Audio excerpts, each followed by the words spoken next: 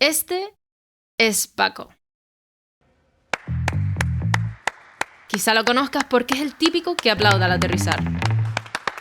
Eso, o que está realmente contento por los precios de nuestros billetes. ¡Claro que sí, Paco! Eso sí que merece un aplauso.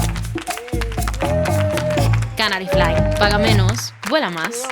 Numerólogos describen el 5 como el símbolo de libertad, espíritu viajero y aventura.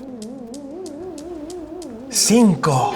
Quizá por eso, en Canary Fly decidimos poner nuestros billetes a 5 euros. Ni a 7 ni a 10, a 5. Y además, rima. Compra esta semana y vuela del 15 de mayo al 30 de junio. Canary Fly. Solo esta semana, billetes a 5 euros. En Canary Fly pensamos que para ahorrar en tus vuelos tenemos que ahorrar en nuestros anuncios. Por eso pedimos a una inteligencia artificial que escribiera una canción con ahorrar y fleje puntual. Ahorro dinero en cada viaje, fleje puntual con Canary Fly. Vuelo sin igual, qué guay es volar con esta aerolínea sin gastar una fortuna, es una maravilla. Baratita, ¿eh?